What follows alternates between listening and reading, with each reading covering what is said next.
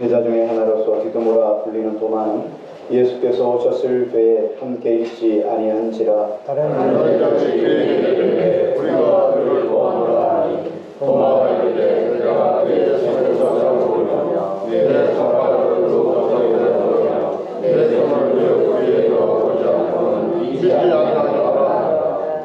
여드레를 지나서 제자들이 다시 집안에 있을 때에 도마도 함께 있고 문들이 닫혔는데 예수께서 오사 가운데 서서 이르시되 너희에게 평강이 있을지어다 하시고 도마에게 이르시되 내 손가락을 입에 밀어 내 손을 보고 내 손을 내밀어 내 옆구리에 넣어라. 그리하여 믿음은 자가 되지 말고 믿는 자가 되라. 도마가 대답하여 이르되 나의 주님이시오 나의 하나님이시니이다. 예수께서 이르시되 너는 나를 몸으로 믿느냐 어디서 보고 믿느냐를 보겠다 하시니라. 아멘. 세계적인 아주 유명한 세계 토론이라고 하는 이런 토론회가 열렸습니다. 기독교 신앙의 증거라고 하는 책을 쓴 리 스트로벌이라고 하는 신학자가 무신론자와 신학자 간에 서로에 대한 변증론에 대해서 서로 토론을 하게 됐습니다. 신학자 입장, 유신론의 신학을 변호하는 사람은 신학자 윌리엄 크레이그라고 하는 아주 유명한 분인데 부활에 관한 책에 대해서, 부활에 관한 학문에 대해서 선두주자라 할 만큼 아주 유명한 분이셨습니다. 반면에 무신론자를 대표해서 무신론자의 차세대 주자였던 크리스토퍼 히친스라고 하는 사람과 샘 해리스라고 하는 사람이 나와서 같이 두 사람이 부활에 관한 문제를, 그리고 신적인 존재론에 관해서 두 사람이 서로 두 진영에서 서로 토론을 열었습니다. 이 토론을 보기 위해서 각지에서 한 8,000명 정도의 사람들이 모여서 이 토론에 참석해서 아주 관심 깊게 이것을 보았고, 그리고 미국 전역에서 100개의 라디오 채널에서 실제로 중계를 했다고 합니다. 그런데 결과는 어떠냐? 결과는 신학자가 유신론 신학자인 윌리엄 크레이그의 압도적인 승리였습니다. 무신론자가 참패를 당했죠. 많은 사람들이 그 이야기를 보고 또 듣고 그 현장을 보고 듣고 하면서 사람들은 생각했어요. 이거는 합리적으로 생각을 해도 기독교가 확실한 신앙이다 라는 것들을 고백했다고 합니다. 그래서 그 자리에 8,000명이 참석했는데 참석한 사람들 중에서 47명의 사람들이 예수님을 영접했어요. 그때 윌리엄 크레이그라고 하는 이 신학자 그는 이런 이야기를 했습니다. 기독교에 있어서 부활은 마지막 장이 아니라 기독교의 심장이다. 부활이 빠지면 기독교는 아무것도 아닙니다. 예수 그리스도의 십자가 정말 중요하죠. 십자가를 통해서 우리의 모든 죄를 다 속죄했죠. 죄가 얼마나 큰 건가 여러분 지난 주간에 말씀을 드렸는데요. 죄는 우리가 생각하는 그런 죄를 말하는 게 아니에요. 그 죄를 짓게 한 원죄, 죄의 나무가 되게 한 죄, 그 죄가 얼마나 극한지 그 죄를 위해서 예수님이 생명 던져서 죽을 수밖에 없는 그 희생, 십자가 정말 중요하죠. 그러나 부활이 없으면 아무것도 아닌 거예요. 그 십자가의 사건도 부활이 없으면 의미가 없는 거예요. 매 순간 예수 그리스도의 죄를 속했다는 것만으로 감동하고 끝나면 다시 여전히 우리는 내일의 삶에 대한 불안과 공포 속의 삶을 살아갈 수밖에 없는 인생으로 전락하고 마는 거죠. 그래서 기독교에 있어서 부활은 마지막이 아니라 부활은 기독교의 심장이다. 그래서 기독교에 있어 부활이 사라지면, 부활을 빼버리면 기독교는 그냥 무너져 내립니다. 아무 의미가 없는 거죠. 그래서 오늘 본문 속에 보면 부활하신 예수님께서 부활하시고 난 다음에 여러 부류의 사람들을 만나 주셨어요. 여러분, 왜 예수님께서 부활하신 예수님이 여러 사람들을 만나 주셨을까요? 궁금하죠. 왜 만나 주셨을까? 물론 예수님이 부활하셨다는 것을 드러내기 위함이기도 하겠지만, 여러분 성경 말씀에 보면 신명기 19장 15절에 보면 사람의 모든 악에 관하여 또한 모든 죄에 관하여는 한 증인으로만 정할 것이 아니요 두 증인의 입으로나 또한 세 증인의 입으로 그 사건을 확정할 것이며, 어떤 일에 참이냐 거짓이냐를 드러내기 위해서는 반드시 여러분 우리가 가져야 될 것이 뭡니까? 증인 혹은 증거물 아니겠습니까? 증인이나 증거가 있으면 거기에서 우리가 더 이상 발병을 할 수가 없는 것처럼 예수 그리스도의 부활이 사실이다, 역사적인 사실이 되기 위해서는 그 예수님의 부활하신 장면을 많은 사람이 봐야 돼요. 특히 2-3사람 이상이 봐야 돼요. 그런데 예수님의 부활하신 것을 얼마나 많은 사람이 보았는가? 여러 사람이 만났는데 부활하는 첫날 첫 번째 제일 먼저 여인 3명이서 예수님의 장례를 위해서 향유를 들고 무덤으로 갔죠. 그런데 무덤이 열려있어요. 제일 먼저 막달라 마리아가 들어가서 거기에 천사를 보게 되죠. 예수님이 부활하셨다. 살아서 갈릴리로 내려갈 것이다. 그런데 나와보니까 막 울면서 막달라가 나왔어요. 막달라를 향해서 예수님이 울지 말라 이렇게 말씀하죠. 제일 먼저 막달라 마리아에게 예수님이 만나 주셨어요. 그리고 함께 무덤에 왔던 2 여인에게도 예수님이 동시에 또 보여주셨어요. 마태복음 28장 8절의 사건인데요. 그리고 베드로에게 보여주셨죠. 예수님이 베드로에게 나타나셨어요. 누가복음 24장의 사건입니다. 그리고 예수님은 엠마오로 내려가는 2 제자, 그 2 제자들에게 예수님이 나타나셔서 너희가 무슨 이야기를 하느냐? 우리가 예루살렘에서 예수 그리스도라는 분이 돌아가셨는데 너희가 그걸 알지 못하느냐? 지금 오늘날 가장 큰 이슈인데, 그런데 예수님이 구약에 있었던 성경의 말씀을 그들에게 다 풀어서 이야기해줘요. 그러니까 눈이 밝아지기 시작하죠. 그래서 예수님은 죽으셔야 되는구나, 그리고 부활하시는구나 하고 그 눈을 열어보니까 예수님이신 거예요. 그래서 엠마오로 내려가는 2 제자에게 예수님은 보여주셨죠. 그리고 예수님은 제자들이 모였던 그 다락방으로 예수님이 찾아오셨어요. 그런데 그 자리에는 도마가 없었죠. 도마가 빠진 예수님의 10명의 제자들, 한 사람은 죽고 10명의 제자들이 모인 곳에 예수님이 나타나셨어요. 그래서 예수님이 부활하신 그 당일에 예수님께서는 5번이나 5 케이스나 예수님이 모든 사람에게 만나 주셨어요. 여인들에게, 막달라 마리아에게, 베드로에게, 도마가 빠진 제자들에게, 엠마오로 내려가는 2 제자에게 5번을 예수님이 보여주셨어요. 이게 부활의 첫날 예수님이 보여준 사건이에요. 이 사건을 통해서 예수님의 부활은 역사적인 사실이다, 이게 이미 입증된 거죠. 예수님의 부활은 그냥 전설이 아니에요. 추상적인 개념이 아니에요. 역사적인 사실이 되기 위해서 그렇게 5번이나 보여주셨는데, 그리고 부활하시고 난 다음 한 주간이 지나고 난 다음에 다시 예수님께서 도마를 포함한 제자들 가운데 다시 나타나셨어요. 요한복음 20장 사건입니다. 그리고 그 가운데도 예수님을 부활을 보셨음에도 불구하고 제자들이 갈릴리로 내려가서 7명의 제자들이, 그들의 직업이 뭐였냐면 어부였습니다. 나는 이제 물고기나 잡으러 가야 되겠다.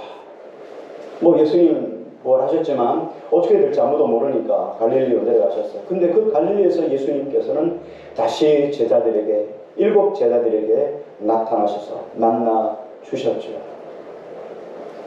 그리고 부활하신 예수님은 산 위에서 제자들과 500여 명의 성도들이 있는 데서 예수님이 또 나타나셨습니다. 그리고 예수님은 고린도전서 15장에 보면 야고보에게 나타나셨다, 이렇게 이야기합니다. 예수님은 일주일 뒤에, 그리고 계속해서 예수님이 이렇게 계속 만나 주셨습니다. 뿐만 아니라 예수님은 승천하시기 전에 제자들에게 나타나셔서 제자들에게 승천하시고 내가 다시 너희에게 올 것이라, 내가 세상 끝날까지 너희와 항상 함께 있겠노라고 약속하시고 예수님은 승천하셨죠. 뿐만 아니라 부활하신 예수님은 시리아의 수도인 다메섹으로 내려가는 사울이라고 하는, 후에 바울이 된 사울이라는 청년에게 예수님이 나타나셨죠. 사울아, 사울아, 내가 어찌하여 나를 핍박하느냐? 주여, 누시니까 내가 핍박하는 예수니라. 예수님은 이 사울에게 만나 주셨습니다. 뿐만 아니라 부활하신 예수님은 예루살렘 성 밖에서 예수 그리스도의 복음, 예수님이 살아나셨습니다. 그분이 하나님의 아들입니다. 증거했던 스데반 집사님에게 예수님이 나타나셨어요. 사람들이 예수 그리스도의 왕되심, 예수 그리스도의 하나님의 아들 되심을 선포할 때 사람들이 돌을 들어 스데반 집사님을 던져서 죽이는 그 순간에 예수님을 만나게 되죠. 하나님의 보좌 우편에 계신 그 예수님의 얼굴을 바라보면서 나의 주님 고백하면서 주여 저들의 죄를 용서해 주십시오 라고 고백하죠. 부활하신 예수님은 예루살렘 성전에서 바울에게도 나타나셨습니다. 사도행전 22장 17절 이하에 보면 부활하신 예수님께서 성전에서 바울에게 나타나 주셨고, 또한 부활하신 예수님은 유배를 간 사도 요한에게 밤모섬에서 만나 주셨어요. 그리고 마지막 때에 어떤 일이 일어날지를 요한계시록의 모든 것들을 사도 요한에게 다 보여주셨죠. 예수님의 부활은 무신론자들이 반겨하지 못하도록 여러 증인들을 통하여서 확실하게 증거해 주셨어요. 그래서 부활하신 예수님은 아주 다양한 사람들에게 다양한 모습으로 증거해 주시고 보여주시고 나타나 주셨습니다. 예수님은 남자에게도 나타나셨고 예수님은 여자에게도 나타나셨어요. 그리고 예수님은 산에서도 나타나셨고 밤모섬이라는 섬에서도 나타나셨고, 그리고 마가다락방이라는 집 안에서도 예수님은 나타나셨어요. 장소를 불문하고 예수님은 보여주셨어요. 그리고 예수님은 개인으로 한 사람 막달라 마리아에게 바울에게만 만나주신 것이 아니라 여러 사람 500여 명 있는 곳에서도 예수님이 만나주셨고 11명의 제자들이 있는 곳에서도 예수님 만나주셨어요. 뿐만 아니라 예수님을 따르던 사람들에게도 만나주셨고 예수님을 핍박하는 박해하는 사람에게도 예수님이 나타나셨어요. 그러니까 예수님은 무수한 사람들에게 친히 보여주셨습니다. 그런데 부활하신 예수님을 만난 사람들은 각각 다 저마다의 차이가 있지만 예수 그리스도를 만난 부활하신 예수님을 만난 사람들은 전부 다 감격을 통해서 변화된 이런 은혜를 누리게 되었습니다.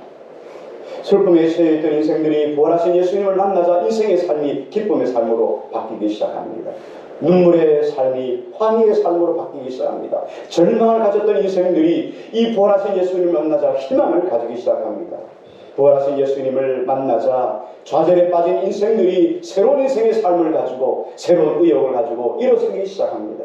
부활하신 예수님을 만난 사람들이 비겁하여 숨어 문을 꼭꼭 잠그고 그렇게 숨어있던 비겁한 인생의 사람들이 부활하신 예수님을 만나자 담대한 믿음의 사람, 용기의 사람으로 바뀌기 시작합니다. 할렐루야. 아멘. 이게 부활하신 예수님을 만나는 사람들의 삶의 모습이에요. 목숨을 구걸하기 위해서 거창하게 도망갔던 사람이에요. 자기의 생명을 걸고 죽음을 아까워하지 아니하며 복음을 전하는 사람으로 바뀌었습니다. 이게 예수 그리스도를 만난 사람과 만나지 않는 사람의 차이점이에요. 두 번째, 오늘 본문서에 오늘 본문에 나오는 도마 이야기를 좀 하려고 합니다. 본문에 보니까 디두모라는 도마에게 예수님이 나타나셨다 이렇게 말씀을 하셨습니다. 디두모라는 말은 쌍둥이라고 하는 뜻입니다. 그러니까 아마도 도마는 쌍둥이 중에서 한 사람 도마가 아마 예수님에게 부름을 받았던 것 같아요. 예수님이 도마에게 나타나셨는데 처음에 도마가 빠진 제자들이 있는 곳에 예수님이 나타나셨어요. 그래서 예수님이 너희에게 평안이 있을지어다 하고 만나 주셨거든요. 그때 도마가 있지 않았어요.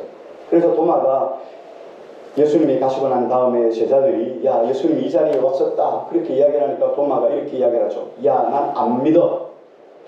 예수님의 그 못자국 내가 만져보아야 되고 예수님의 옆구리 장자국에 내가 손을 넣어봐야지만 진짜 예수님인지를 봐야 믿겠다 이렇게 이야기를 합니다. 그 전에는 절대로 믿지 못하겠다라고 이야기를 하죠. 예수님의 부활을 안 믿었던 건 도마만 아니에요. 다른 사람들도 예수님의 부활을 믿지 않았습니다. 누가복음 24장에 보면 엠마오로 내려갔던 두 제자 이야기가 나오죠. 부활하신 예수님을 직접 만나기 전에는 예수님의 부활을 그들은 절대로 믿지 않았어요. 그들이 바랬던 것은 무엇이냐면 예수님이 오셔서 예수님이 하나님의 나라 왕국을 세우셔서 로마에 앞서 있는 그 로마의 사람들을 로마의 군대들을 다 물리치고 그리고 이스라엘이라고 하는 큰 왕국을 만들어서 제자들로 하여금 거기에 장차관을 세우고 그래서 하나님의 나라를 세울 것으로 생각합니다. 우리가 그렇게 되기를 원하였노라 그렇게 고백을 하죠. 그런데 예수님께서 그들에게 그 눈을 띄워주셔서 하나님의 말씀을 설명해 주시고 말씀을 통하여 그들이 깨닫게 되죠. 자, 그래서 그 제자들이 예수님을 만나게 됩니다. 이 두 명의 제자들이 엠마오로 내려가다가 다시 돌아왔어요. 예루살렘으로 돌아와서 제자들이 있는 곳에 가서 우리가 예수님 만났다. 그 예수님 눈을 떠서 우리가 예수님 만났다. 이렇게 말하는 게 다른 제자들이 어떻게 했습니까?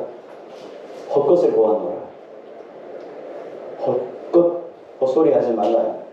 헛것 보고 나서 거짓말 하지 말라. 이렇게 말씀을 하셨죠. 이렇게 믿지 못하던 제자들에게 예수님이 직접 나타나셨어요. 그 엠마오로 내려간 두 제자들의 이야기를 믿지 못했던 그 자리에 예수님이 나타나셨어요. 그런데 사람들은 전부 다 예수님, 부활하신 예수님이라고 생각하지 않았어요. 예수님을 뭐라고 생각했냐면 귀신이다, 유령이라고 생각했어요. 너무너무 무서웠어요. 유령이니까. 예수님이 나타나셔가지고 내가 예수다, 부활하신 예수다 이렇게 말하니까 이야 예수님의 유령이다 이렇게 생각하는 거예요. 전부 다 무서워서 두려움 속에 벌벌 떨었어요. 그때 부활하신 예수님께서 이렇게 말씀을 하셨습니다. 누가복음 24장 39절에 내 손과 내 발을 보고 나인 줄 알라. 또 나를 만져보라. 영은 살과 뼈가 없으되 너희 보는 바와 같이 나는 있느니라. 여러분, 우리가 귀신이라고 하는 유령이라고 하는 것들은 어떻습니까? 영적인 존재니까 만질 수가 없잖아요. 뭐 이렇게 만지겠죠. 뭐 뼈나 아는 거 없죠. 근데 예수님이 이렇게 말합니다. 나는 귀신이 아니다, 유령이 아니다. 너희가 친히 만져보라. 영은 살과 뼈가 없지만 나는 너희가 보는 바와 같이 살과 뼈가 있느니라. 만져보고 믿으라. 이렇게 이야기했어요. 그 말씀을 들었던 제자들이 너무너무 기뻤지만 여전히 믿지 못했어요. 사람의 본성 속에 있는 죄의 속성이 우리를 예수 그리스도 앞으로 가는 것을 방해하죠. 이 죄가 계속해서 끊임없이 같은 것처럼 밀어내요. 이 죄가 하나님의 의를 자꾸 물어내는 거예요. 그래서 부활을 믿지 못하게 하는 거예요. 그래서 예수님이 할 수 없어서 너희에게 먹을 것이 있나 하고 말씀을 하셨어요. 그랬더니 구운 생선 하나가 거기에 있었더라. 성경은 말씀하죠. 예수님이 그것을 가져오라 하시고 그것을 친히 뼈를 바르시고 말이죠. 제자들은 춤을 꼴깍 하면서 예수님이 고기를 바르는 것을, 뼈를 바르는 모습을 아주 심각하게 봤을 거예요. 유령인가 아닌가를 보기 위한 가장 중요한 바로미터이기 때문입니다.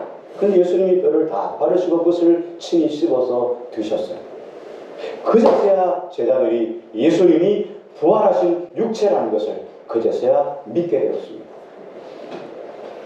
아멘은 안 하셔도 됩니다. 이렇게 예수님이 부활하신 것을 못 믿은 건 도마만 아니에요. 제자들도 못 믿었어요. 예수님이 유형으로 생각했어요. 부활을 절대 믿지 않았습니다. 또 많은 베드로처럼 예루살렘으로 올라가서 예수님과 함께 죽겠습니다. 베드로가 이렇게 말하죠. 자, 내가 이제 예루살렘으로 올라가서 내가 십자가에 못 박혀 죽게 되리라. 이렇게 이야기할 때 도마도 그랬죠. 베드로도 그랬습니다. 주님이 죽는 데도 가고 오기도 간다면 나도 죽는 데를 가고 오기도 같이 가겠습니다. 라고 할 때 같이 나섰던 사람이 도마예요. 나도 예수님 오기도 같이 가겠습니다. 죽는 데까지 가겠습니다. 그러니까 도마라고 하는 사람은 충성심이 대단한 사람이에요. 그냥 도망치는 사람이 아니었어요. 이렇게 충성심 있는, 믿음 있는 사람이었어요. 예수님의 제자들이 모인 곳에 요한복음 14장에 보면 이런 말씀을 합니다. 내가 아버지께로 가서 너희를 위하여 거처할 초소를 만들러 가노라. 내가 초소가 다 마련되어지면 다시 내가 너희를 데리러 올 것이다 하시면서 예수님의 재림을 말씀을 하셨어요. 아니, 부활을 못 믿는 사람들이 재림을 어떻게 믿겠어요? 그리고 제자들은 마치 다 아는 것처럼, 다 믿는 것처럼 아무 소리도 하지 않고 있었어요. 얼판이 자빠진 소처럼 눈을 둥글게 뜨고. 여러분, 예수님이 진짜 부활하셨는데도 안 믿는데 예수님이 부활하셔서 다시 재승천하시고 재림한다는 이야기를 어떻게 믿을 수 있겠습니까? 지금 달나라 이야기를 하고 있는 거예요. 지금은 달나라 가서 보고 왔지만 과거의 전왕성 명성의 이야기를 지금 하고 있는 거예요. 예수님이 그 이야기를 어떻게 믿을 수 있겠어요? 그러니까 아무도 입을 다물고 거기에 대해서 아무도 여타부타 말하지 않고 있는 거예요. 그때 호련히 앞에 서서 예수님에게 질문을 던진 사람이 바로 이 도마예요. 도마가 요한복음 14장에 보면 이렇게 이야기합니다. 주여, 주께서 어디로 가시는지 우리가 알지 못하거든 그 길을 어찌 알겠사옵나이까. 예수님이 아버지께로 가서 처소를 마련하신다는데 우리가 그걸 알지 못하는데 그 길을 어떻게 우리가 알 수 있겠습니까? 너희가 그 길을 갈 것이다. 내가 아버지께로 가면 너희가 잘 준비했다가 그 길을 따라오면 될 것이다. 이렇게 말하는 거죠. 아니, 예수님 어디에 가시는지 우리가 알지 못하는데 그 길을 우리가 어떻게 더듬어 알 수 있겠습니까? 다른 제자들이 다 입을 다물고 있을 때 도마는 예수님에게 이런 어려운 질문을 던졌다. 그러니까 용기도 있을 뿐만 아니라 충성심도 있고 믿음의 용기가 있어요. 그런데 우리는 도마를 이야기할 때 뭐란 말합니까? 빌라도에게 고난을 받으사. 빌라도는 아주 죽어마땅한 사람. 뭐 더 나쁜 사람이 옆에 많았죠. 대제사장들도 있었고 서기관과 바리새인도 있었지만 빌라도에게 고난을 받으시고. 그런데 우리는 도마를 이야기할 때 뭐라고 낙인을 찍습니까? 의심 많은 도마처럼 구했네. 우리는 도마를 낙인 찍어서 의심 많은 인생하고 이렇게 낙인을 찍는 거예요. 그래서 도마는 그렇잖아요. 용기 있는 사람이요, 충성심이 강한 사람이었어요. 이 하나에 베드로는 예수님 세 번 부인하고 저주하고 맹세하고 도망쳐 버리는데 뭐 베드로보다는 훨씬 좀 낫지 않겠어요? 자, 이런 의심 많았던, 믿지 않았던 도마에게 예수님이 찾아오셨습니다. 하나님의 아들이요, 그리고 하나님 본체이신 예수님께서 부활하셔서 죽음을 이기신 부활하신 예수님이 굳이 도마를 배려하지 않아도, 굳이 도마에게 찾아오지 않아도 되시는 그 예수님이 도마에게 찾아오셨어요. 그러면서 예수님이 도마를 향해서 야, 너 정신 차려라. 너 나와 함께 예루살렘에 올라가서 죽는 데도 가고 오게도 가고 그렇게 한다고 말하지 않았냐. 그런데 너는 왜 도망갔느냐 하면서 도마를 무시해도 되는데 예수님은 그렇게 하지 않았어요. 예수님을 믿는데 아주 둔했던 도마예요. 사도들의 예수님 만나고 그 자리에 찾아오신 예수님을 만났는데 그 이야기조차도 잘 믿기 싫어했던 사람이 도마예요.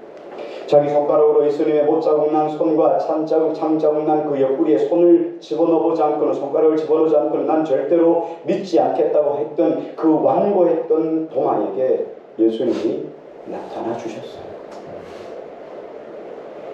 여러분, 우리가 안 믿으려고 작정해도 하나님의 은혜로 찾아오셔서 우리가 예수를 믿은 사람들이에요.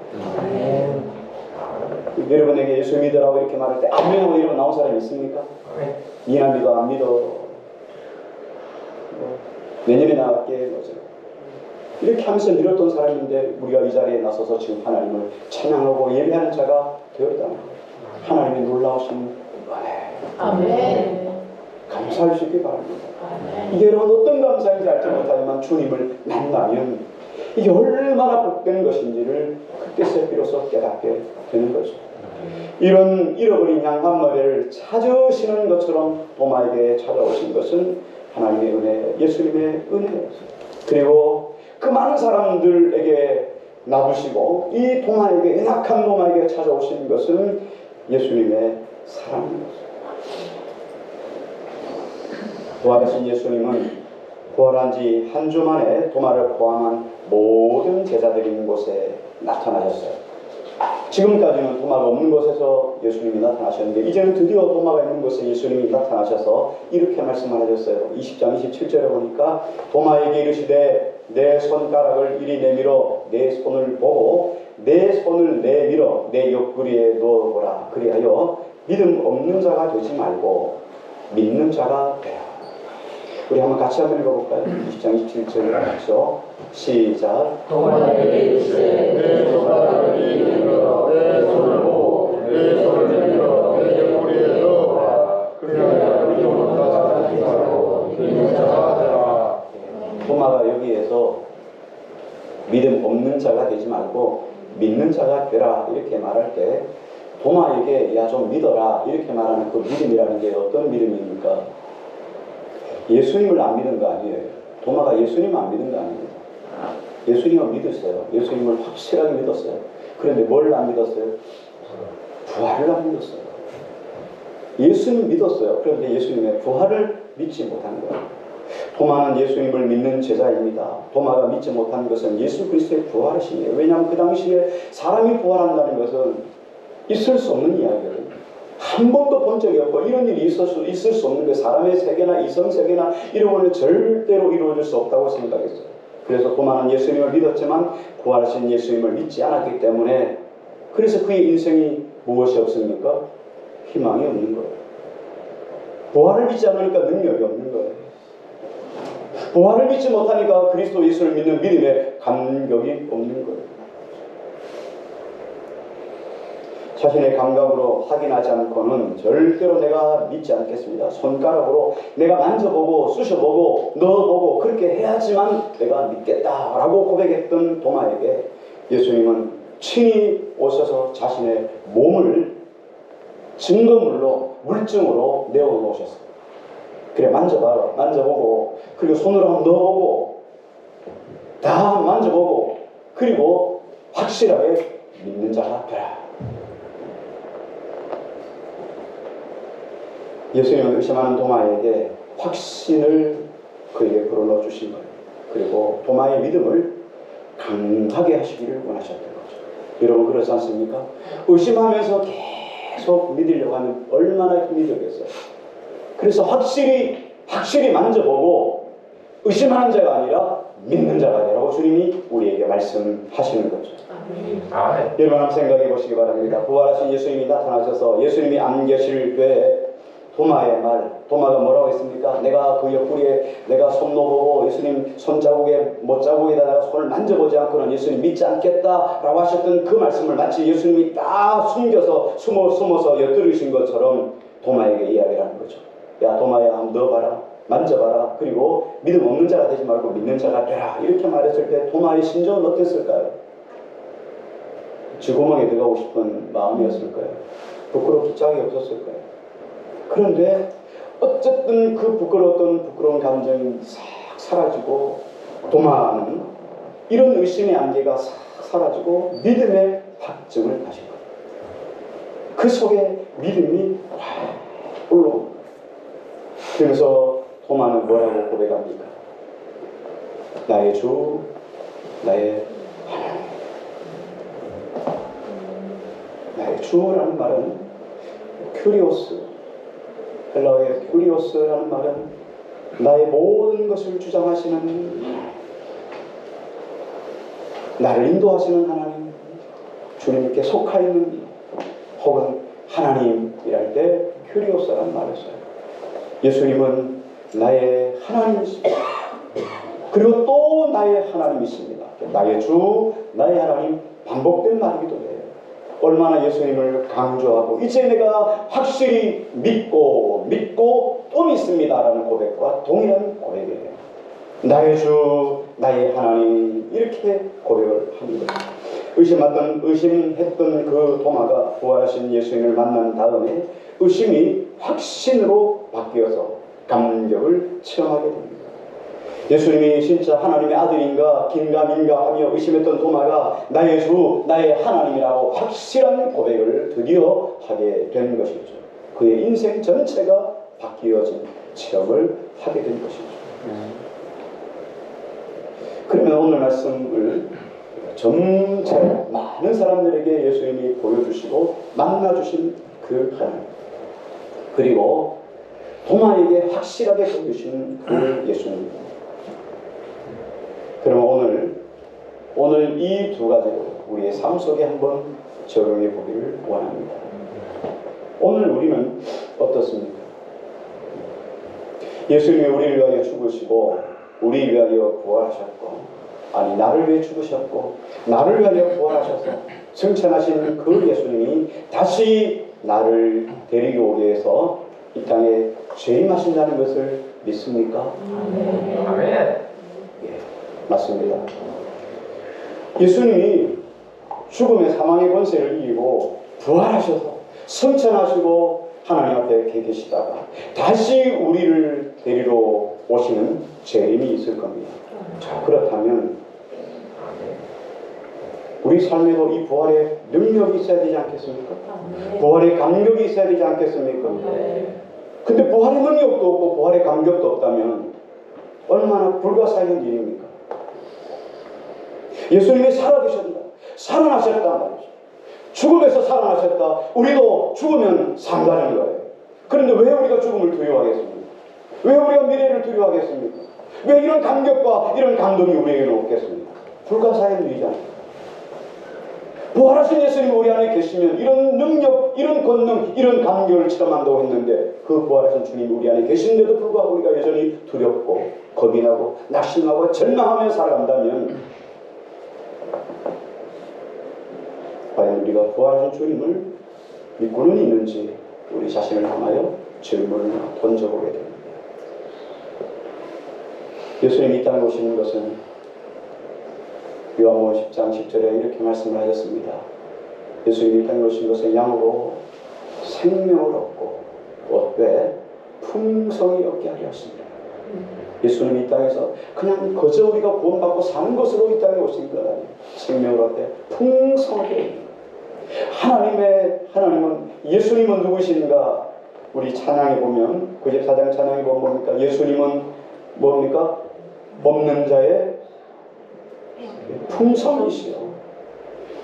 예수님은 우리에게 하나님의 사랑을 부어주시되 그냥 주지 않아요. 조금 주지 않아요. 하나님의 사랑 어떻게 합니까? 로마서 말씀처럼 부음받는 거예요. 그냥 쏟아 부어주시는 것이 하나님의 사랑이에요. 이 부활의 감격도 조금 맛보는 게 아니에요. 우리 속에 충만하도록 채워주시는 거예요. 예수 그리스도 우리에게 말씀하실 때 예수 그리스도는 우리의 충만함이라 성경은 그렇게 말하는데요. 계속 우리에게 주님 말씀하시는 건 계속 이런 풍성한 은혜들이에요. 양으로 생명을 얻되 어떻게 한다고요? 풍성히 얻도록 하는 거예요. 재산, 목숨을 연명하는 이런 인생의 삶이 되도록 하나님 우리를 구원하신 게 아니라고. 우리는 세상을 이기는 존재, 나를 이기는 존재, 죽음을 이기는 존재가 된 거예요. 그런데 두려워 떨 이유가 없잖아요. 미래를 걱정할 이유가 없잖아요. 그 주님이 나의 주님이시라네.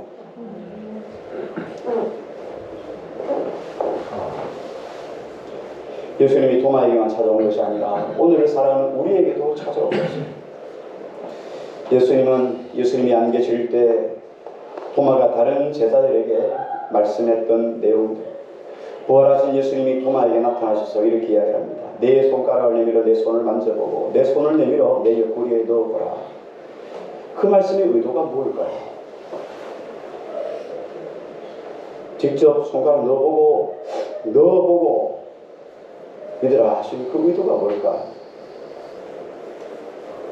또 한 가지, 부활하신 예수님이 이 땅에 40일 동안 살아계셨어요. 부활하시고 40일째 예수님이 승천하셨습니다. 그럼 예수님은 40일 동안 행적을 쭉 살펴보면 예수님이 첫째 날 보여주시고 한 일주일 정도 보여주시고 또 예수님이 갈릴리에 내려가서 보여주시고 그리고 승천하실 때 보여주시고 그러면 중간중간 예수님이 어디 가셨을까요? 누구랑 계셨을까요? 성경은 그 부분을 삭제해버렸어요. 예수님 살아지셨어요. 예수님 오늘 만났는데 예수님이 그냥 평안하라 하고는 예수님 도마에게 야 손 놓아봐라 옆구리 해봐라 그리고 너가 믿지 않는 자가 아니라 믿는 자가 되라 이렇게 말씀하시고는 예수님 또 살아주셨어요. 40일 동안 예수님이 그냥 살아주셨다가 또 오셨다 살아주셨다 오셨다가 이렇게 하신 이유가 뭘까요?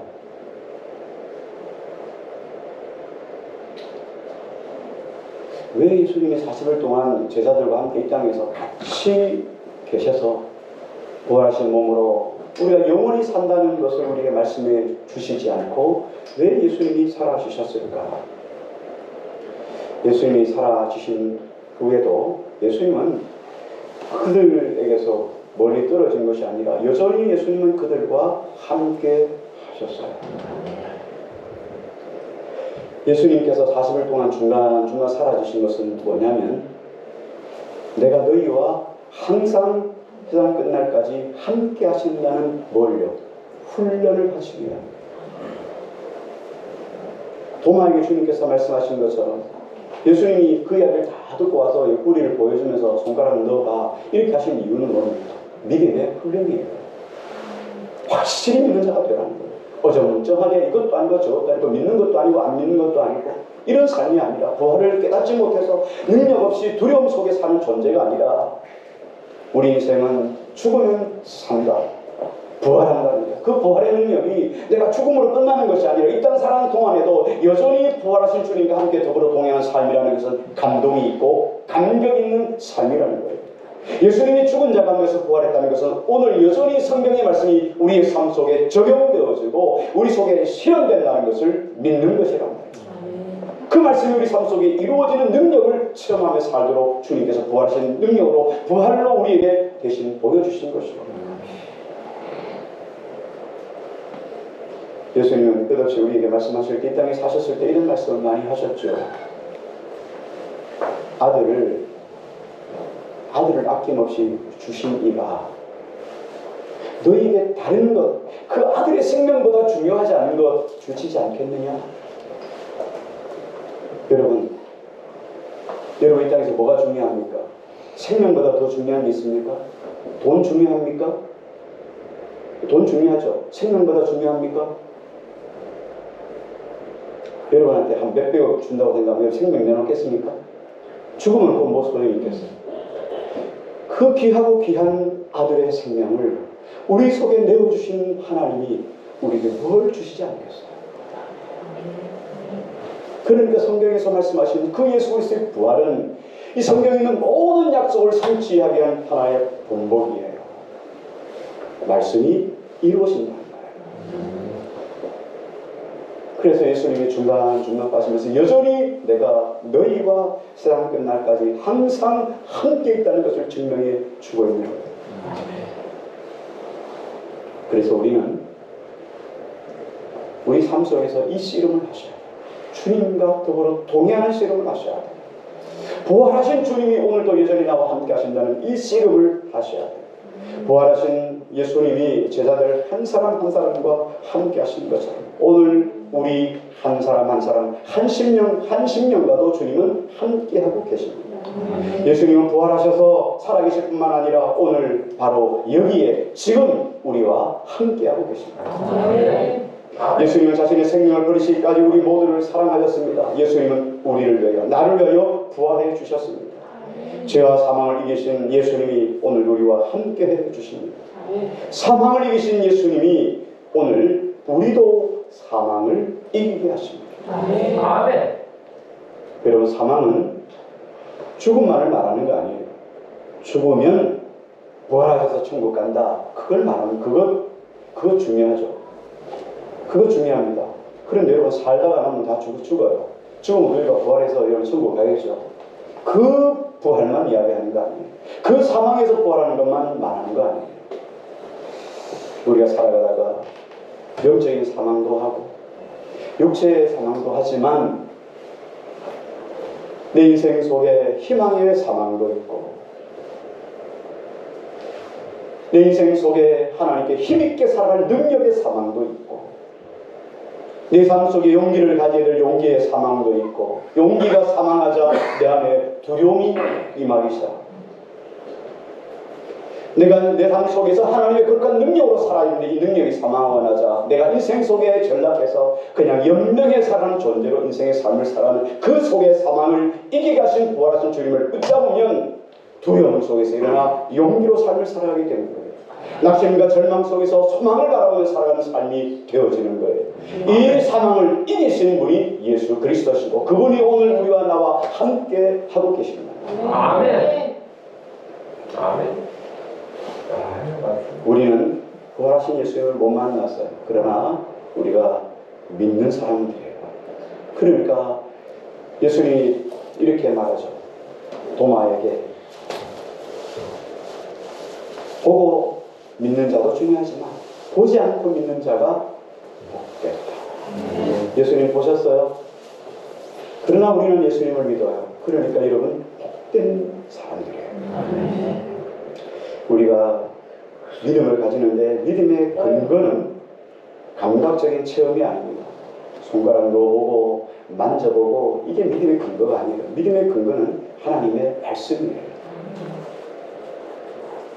우리가 아무렇지 않게 생각하는 하나님의 말씀 그냥 주일날 와서 듣는 하나님 말씀, 여러분 그렇게 생각하지만 이 하나님의 말씀이 그냥 책에 있으니까 아무것도 아닌 것처럼 여러분 생각하는데, 이 하나님의 말씀을 읽으면요, 여러분 심령 속에 믿음이 생겨나기 시작해요.